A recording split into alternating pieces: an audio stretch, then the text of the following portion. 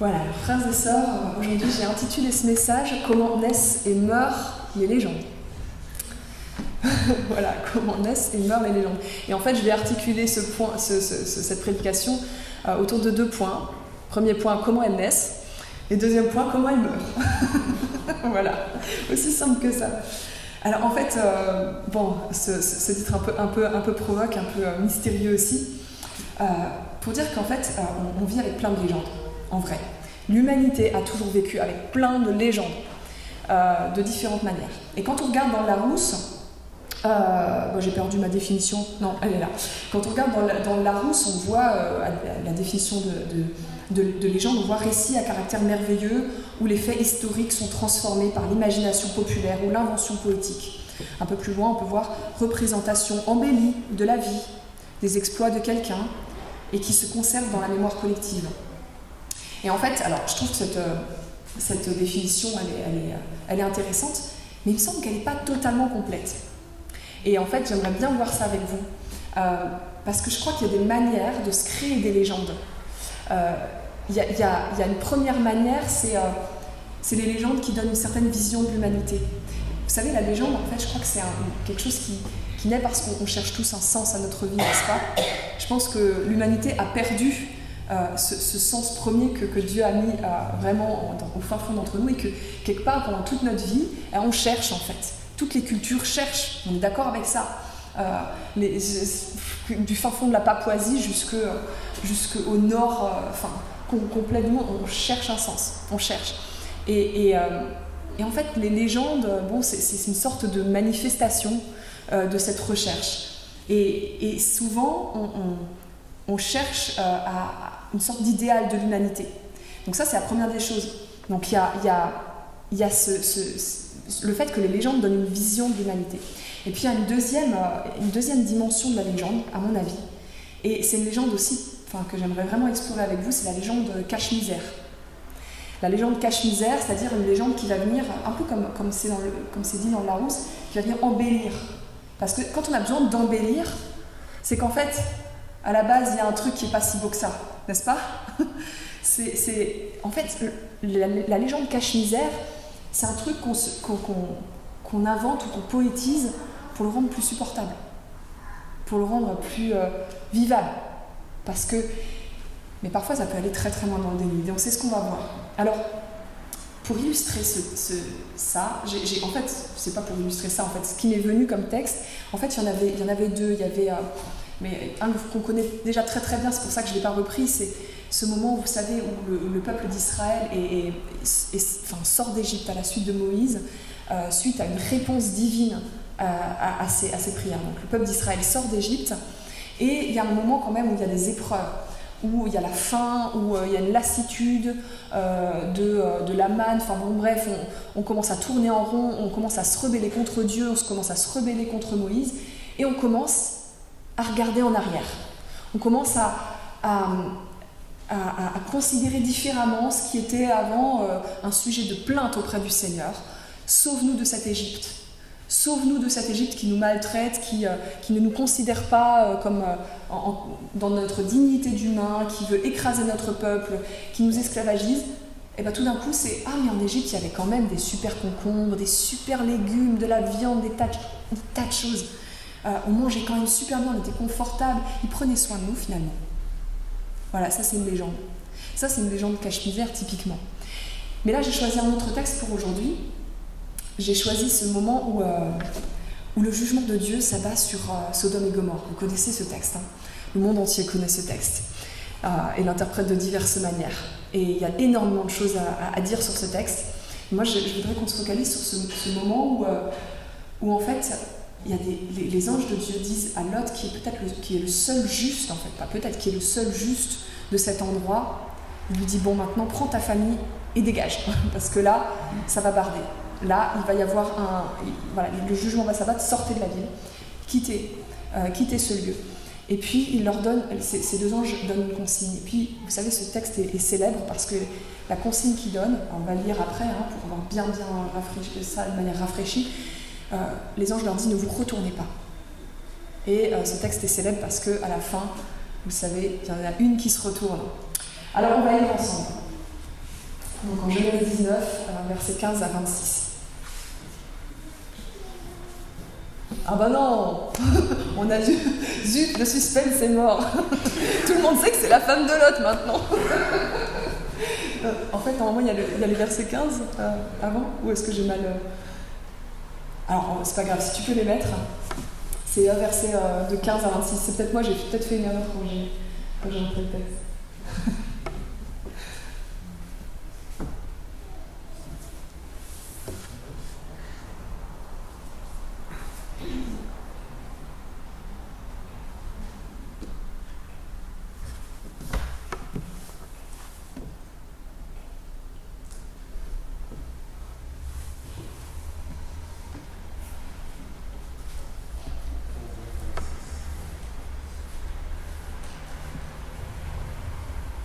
Je vais commencer à lire. Dès l'aube du jour, les anges insistèrent auprès de Lot en disant « Lève-toi, prends ta femme et tes 2 filles qui se trouvent ici, de peur que tu ne périsses dans la ruine de la ville. » Donc là, on est verset 16. Et comme il tardait, les hommes le saisirent par la main, lui, sa femme et ses 2 filles, car l'Éternel voulait l'épargner. Ils l'emmenèrent et le laissèrent hors de la ville. Après les avoir fait sortir, l'un d'eux dit « Sauve-toi pour ta vie, ne regarde pas derrière toi, et ne t'arrête pas dans toute la plaine. Sauve-toi vers la montagne, de peur que tu ne périsses. » L'autre leur dit « Oh non, Seigneur, voici j'ai trouvé grâce à tes yeux, et tu as montré la grandeur de ta miséricorde à mon égard, en me conservant la vie. Mais je ne puis me sauver à la montagne avant que le désastre m'atteigne, et je périrai. Voici cette ville est assez proche pour que je m'y réfugie, et elle est petite. Oh, que je puisse m'y sauver, n'est-elle pas petite? Et que mon âme vive. » Et il lui dit, « Voici, je t'accorde encore cette grâce et je ne détruirai pas la ville dont tu parles. Hâte-toi de t'y réfugier, car je ne puis rien faire jusqu'à ce que tu y sois arrivé. » C'est pour cela qu'on a donné à cette ville le nom de Tsoar. Le soleil se levait sur la terre lorsque Lot entra dans Tsoar. Alors l'Éternel fit pleuvoir du ciel sur Sodome et sur Gomorrhe du soufre et du feu, de par l'Éternel. Il détruisit ces villes, toute la plaine et tous les habitants des villes et les plantes de la terre. La femme de Lot regarda en arrière et elle se transforma en statue de sel. Voilà, alors, j'ai pris ce texte et on va comprendre peut-être au fur et à mesure pourquoi j'ai pris ce texte. Vous savez, j'ai dit tout à l'heure qu'il y avait à mon avis, 2 types de légendes. Le premier type, c'est les légendes qui donnent une vision de l'humanité, qui donnent un sens, peut-être une sorte d'idéal humain. Et ça, on en a vraiment beaucoup, il suffit de regarder un peu autour de nous. Il y a notamment les légendes nationales. Les légendes nationales, on peut très facilement regarder, si on creuse un petit peu, par exemple, aux USA, vous savez, c'est un peu le rêve américain. L'idéal, en fait, de l'humain, c'est celui qui va entreprendre. Vous êtes un peu d'accord avec ça, il y a peut-être d'autres, mais en tout cas c'est un truc qui revient souvent. Et on sait qu'on est vraiment un humain accompli quand on entreprend. Voilà, peu importe là où tu es, tu peux entreprendre. Et limite tu dois. Il y a d'autres cultures où, notamment dans les coins germanophones, où en fait souvent ça va être la capacité à trouver un consensus, un accord. Enfin bref, après, je sais pas s'il y a des Allemands qui vont me contredire, mais il me semble que ça, c'est des choses que j'ai retrouvées dans certaines cultures où être un humain, c'est être capable de trouver un consensus, être capable de faire accord. Pour d'autres, ça va être l'humain, finalement, on va créer des légendes autour d'humains qui étendent leur terre, qui acquièrent des possessions. Parce que finalement, l'humain type, on est un humain quand on a des possessions, quand on étend son règne.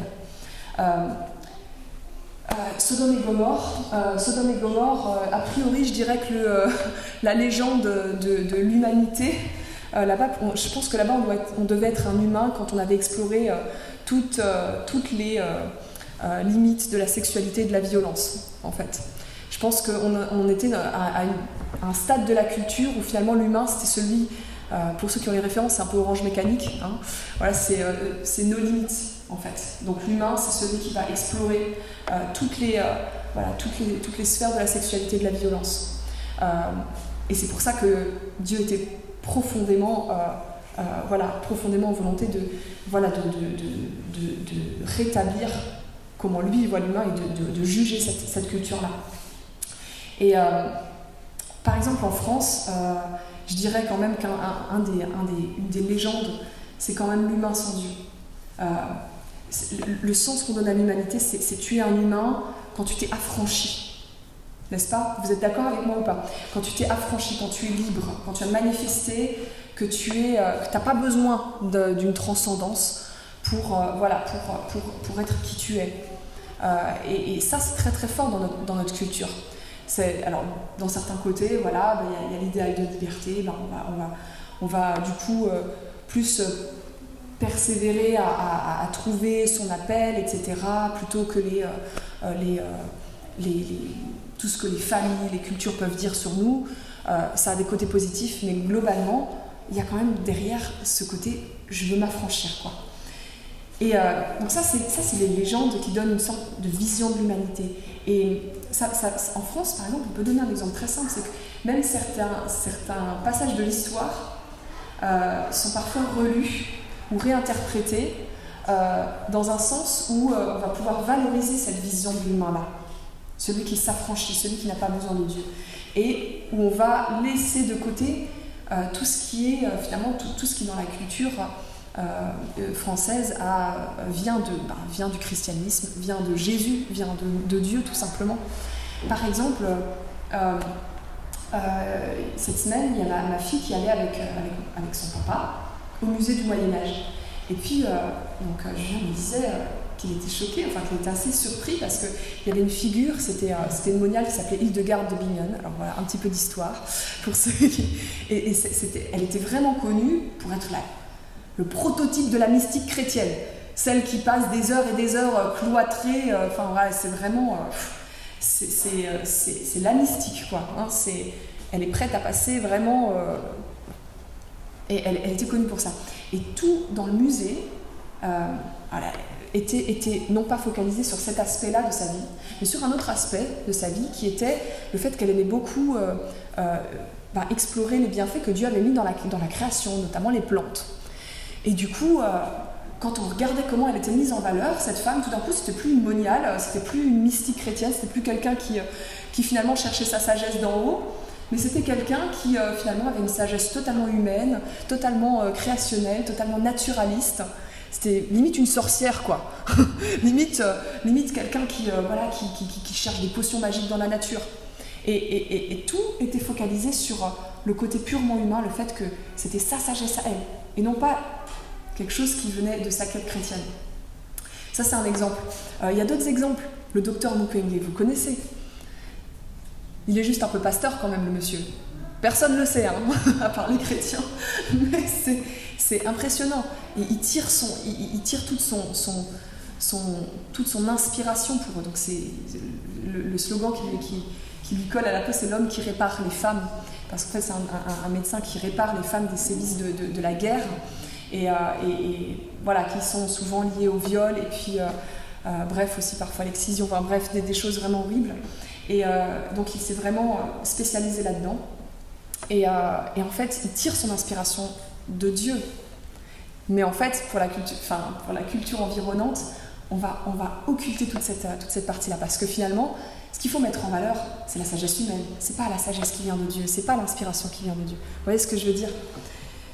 Tout ça étant dit, je suis absolument persuadée que la culture française reste une culture dans laquelle on est vraiment à l'aise sur plein de choses et il faut aussi rendre grâce pour ça. Mais il faut juste être conscient. Voilà, nous sommes on est au cœur de nations qui ont des légendes urbaines, des légendes politiques, idéologiques qui se véhiculent partout et qui véhiculent une image de l'humain.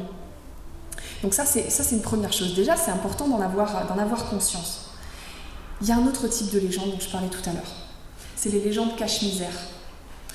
Et ces légendes-là, les légendes cache-misère qui sont faites pour embellir la réalité, elles sont là pour rendre la réalité plus belle quand on n'a pas envie de voir la réalité telle qu'elle est.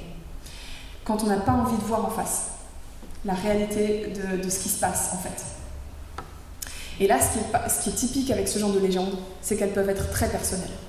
Il n'y a pas besoin d'être une nation pour avoir ce genre de légendes. Et le plus souvent, je pense même, qu'elles sont personnelles, voire parfois familiales.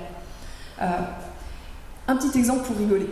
Un petit exemple, vous entendez souvent ça, j'imagine. Aujourd'hui, c'est pas comme avant. Aujourd'hui, c'est pas comme avant. Avant, c'était mieux dans mon enfance. Je me souviens de ma mère qui me préparait des petits plats naturels. Mec, dans les années 70, ta mère, elle a fait comme tout le monde. Elle a pris les petites barquettes Findus, elle les a réchauffées au micro-ondes parce que c'était révolutionnaire. Non?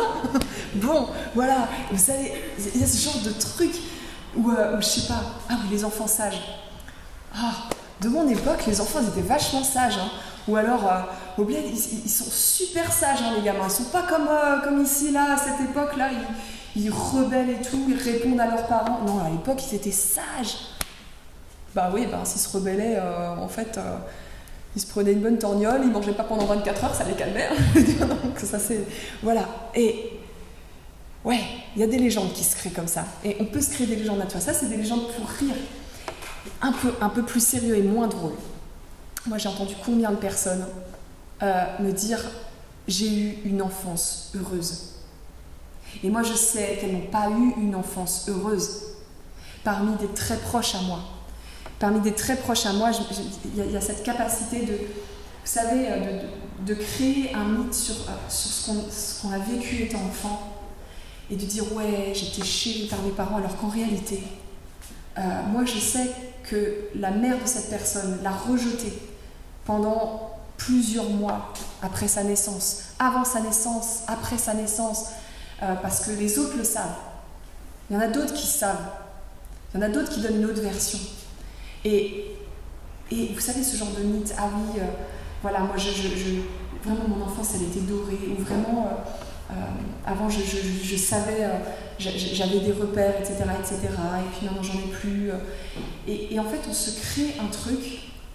Vous savez, le problème, c'est pas quand on n'a pas eu, quand on a eu des trucs vraiment graves, des traumatismes, des choses comme ça. Et je pense qu'on est beaucoup à en avoir eu de différentes sortes.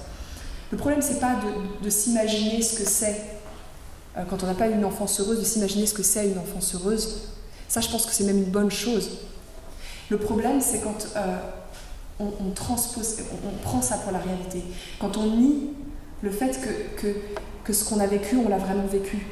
Quand on nie que le traumatisme qu'on a vécu, on l'a vraiment vécu. Quand on nie que ceux qui nous ont fait souffrir, nous ont vraiment fait souffrir. Vous voyez ce que je veux dire ? Je pense que c'est bien d'imaginer des choses parfois pour pouvoir sortir de la détresse dans laquelle on est. C'est bien de pouvoir imaginer, de pouvoir chercher des exemples ailleurs, de se dire « en fait là je vois quand même un exemple d'enfance heureuse ». Donc là moi je vois l'exemple d'un couple qui marche. Moi j'ai vu mes parents se déchirer, se taper dessus, mais je vois l'exemple d'un couple qui marche. Je vais m'inspirer de ça. Ça c'est une bonne chose. Mais le fait de dire, alors qu'on a eu des parents qui se sont tapés dessus avec une violence incroyable, de dire « mes parents s'aimaient, j'ai eu une magnifique enfance », ça c'est un problème. Parce que ça c'est un mensonge. Parce que ça, c'est quelque chose qui va créer un obstacle à la vérité, un obstacle à la guérison, tout simplement. Et voilà, donc ça c'est juste un exemple que je voulais donner parce que c'est un exemple que je vois très souvent. Et en fait, il y a des moments dans notre vie quand on ne veut pas les traiter, on crée une légende. Et on continue sa vie. D'ailleurs, ça aide à survivre pendant le temps. Mais il y a un moment, ça va rattraper. Maintenant, comment elles meurent, ces légendes ? Déjà, moi j'ai envie de proclamer haut et fort. Jésus n'est pas une légende. Il y a des gens qui croient à ça. Mais nous, on ne le croit pas. Amen ? Jésus n'est pas une légende. Et ne serait-ce que scientifiquement, les récits de la Bible et spécialement du Nouveau Testament sont peut-être parmi les plus attestés qu'on puisse trouver. Donc ça, c'est... Bon, voilà. Mais même par rapport à ça, Jésus n'est pas une légende. Jésus, c'est celui que tu rencontres vivant. Et là, ce que je voudrais vraiment développer, c'est autour de trois faits. Jésus, il est vivant, donc tu le rencontres vivant. Jésus, il est la vérité. Et Jésus, il affronte et il traverse la réalité du mal. Et il ne la cache pas. La première des choses, c'est Jésus est vivant. Jésus, tu le rencontres vivant. Tu ne le rencontres pas théoriquement. Tu ne le rencontres pas doctrinalement. Tu ne le rencontres pas catéchétiquement parlant. Tu le rencontres vivant. Il y a un moment dans ta vie où quand tu comprends vraiment ce que ça veut dire être chrétien, quand on dit naître de nouveau, c'est que tu as rencontré Jésus vivant. C'est que tu t'es rendu compte qu'il te parle, que tu peux converser avec lui, que tu peux avoir une relation, et que le même qui est venu il y a 2000 ans, il est encore là. Et c'est le même. Et quand tu rencontres Jésus, tes légendes sont appelées à mourir. Ça, c'est le premier fait. Quand tu rencontres Jésus vivant, les légendes sont appelées à mourir. Vous savez, ça me fait penser à ce passage en Jean 6, où Simon-Pierre, en fait, vous savez, il y a plein de gens qui suivent Jésus, qui écoutent ses enseignements, et puis il y a des moments où Jésus il est très sympa, il guérit tout le monde, il fait des miracles, c'est cool, tout le monde vient. Il fait des miracles, il a fait ce que je lui demandais, c'est bien, je vais le suivre un petit peu. Et puis il y a un moment, il a un enseignement qui dépasse, c'est pas trop sur la même longueur d'onde que toi, et puis là tu commences à réfléchir.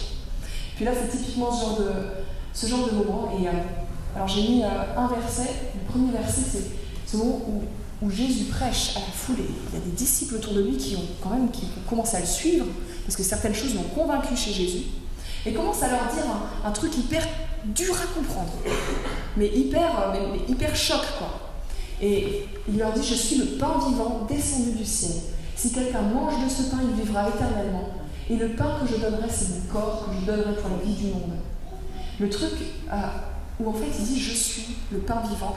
Et en fait il a un enseignement qui est en opposition carrément à la manne que le peuple d'Israël a mangée dans les désert. Il dit: vous savez, le peuple d'Israël, il a mangé de la manne que Dieu lui a donnée, mais c'est pas ça qui l'a sauvé. C'est pas cette nourriture terrestre-là qui a sauvé ce peuple. Ils sont tous morts après. Par contre, moi, si vous mangez qui je suis, mon identité, ma vérité, alors vous aurez la vie éternelle. Ça, je peux vous dire que hyper subversif pour des juifs ou pour des sympathisants juifs. Enfin voilà, tout d'un coup, il est en train de leur dire: je suis celui par qui tout passe, quoi.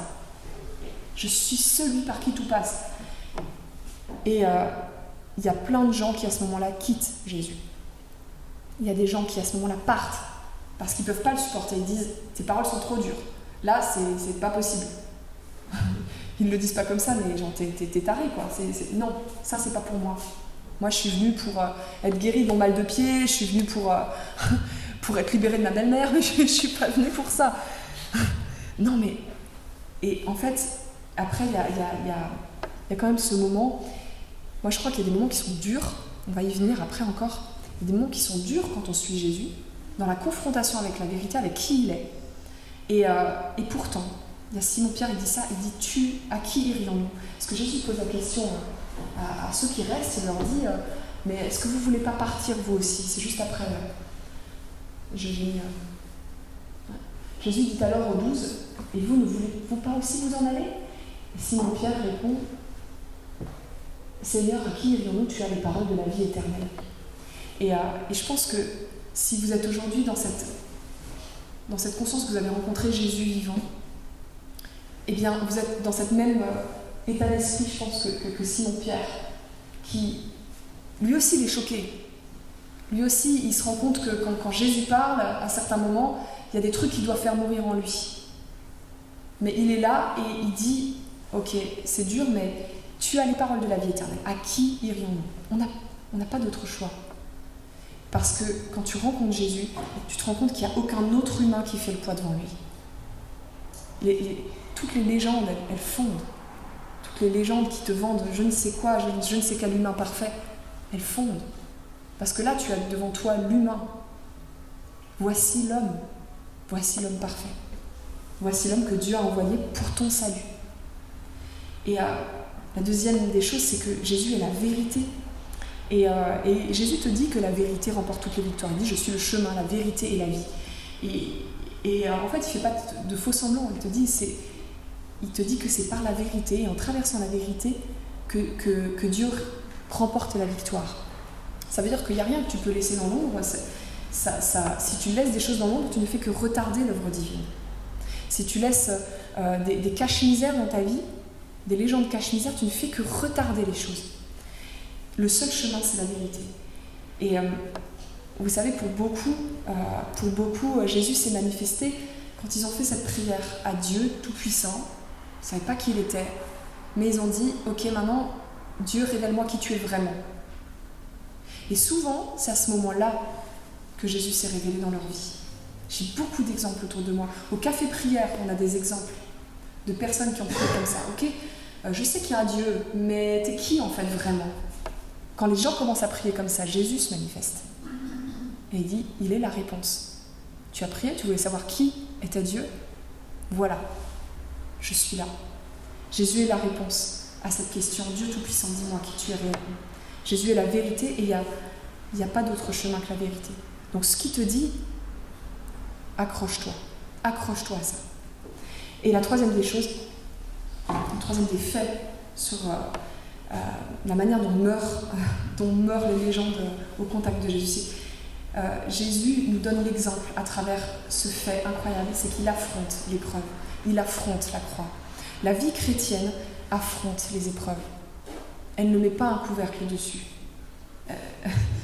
Elle ne cache pas les problèmes, parce qu'elle les affronte, elle les combat. En fait, la vie chrétienne est un combat, et Christ a affronté la croix. Vous savez, on est tous pareils, je pense. On a tous peur. On a tous peur d'affronter le fait que nous avons grandi, par exemple, dans un mensonge. J'ai parlé des légendes cache-misère tout à l'heure sur l'enfance. Combien il y a de légendes cache-misère sur l'enfance. Qui n'aurait pas peur d'affronter le fait qu'il a été rejeté par sa mère les premiers mois? Qui n'aurait pas peur d'affronter le fait qu'il a été abusé par une personne en qui il avait confiance? Qui n'aurait pas peur, quels parents n'auraient pas peur d'affronter le fait que mon fils est un délinquant, mon fils a vraiment tué quelqu'un? Qui n'a pas peur d'affronter le fait que personne ne l'a jamais aimé, humainement? Tout le monde a peur de ça. Personne ne veut affronter ça.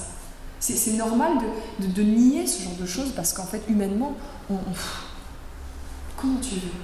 Tout le monde a peur d'affronter ce genre de choses. Et pourtant, Jésus te dit, c'est la vérité. C'est la vérité. Si ta mère, si ton père t'a pas aimé, si tu as été abandonné, si tu as été abusé, si on t'a raconté des mensonges sur toi-même, sur ta vie, si c'est la vérité, oui, il faut l'affronter.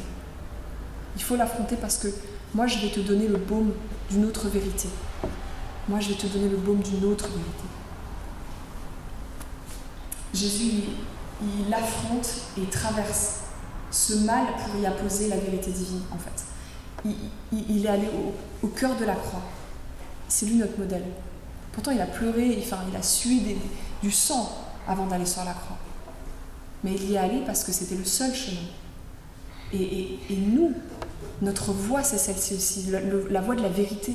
Parce que, en fait, quand tu vois l'amour que Jésus a appliqué pour toi, quand tu vois cet amour qui est tellement pur, qui allait jusqu'au bout, en fait, même la réalité la plus horrible, elle ne peut pas tenir devant ça. Elle ne peut pas tenir devant ça. Même cette vérité horrible peut être vaincue. Tu peux remporter la victoire sur ça. Parce que l'amour de Jésus est beaucoup, beaucoup, beaucoup, beaucoup plus puissant. Il n'y a pas d'égal. Ça fait mal en deuil. En fait, parfois, faire mourir une légende, c'est faire un deuil sur quelque chose qu'on aurait aimé, sur un truc qu'on aurait dû recevoir, qu'on n'a jamais reçu. C'est faire le deuil sur quelque chose qui était dans notre, on pourrait dire dans notre droit d'une certaine manière, mais qu'on n'a pas eu.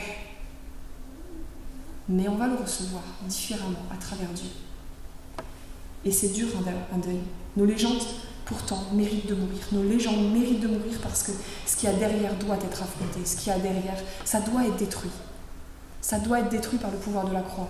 On doit se tenir devant ces trucs-là et dire « ça, c'est vraiment moche ce que j'ai vécu, mais je remporte la victoire au nom de Jésus-Christ. Je suis plus fort que ça. Jésus peut me relever de ça. Jésus peut me relever. » Et oui, on doit souffrir pour guérir. Et oui, on doit souffrir pour retirer l'épine. On doit souffrir pour retirer une balle. Toutes les images médicales peuvent être bonnes pour voilà, on doit enlever l'abcès. Et ça, c'est une opération et ça fait mal. Mais ce qu'il y a derrière, c'est une guérison. C'est la cicatrisation véritable. Amen. Je vous invite à la prière. Et Seigneur Jésus, merci pour ta vérité. Merci parce que tu es le chemin, la vérité et la vie. Pour ton identité de Dieu Sauveur. Parce que tu es celui qui s'oppose à toutes les légendes que les cultures peuvent mettre en place et que les personnes peuvent mettre en place, que les familles peuvent mettre en place pour sauvegarder l'honneur, pour sauvegarder une certaine stature.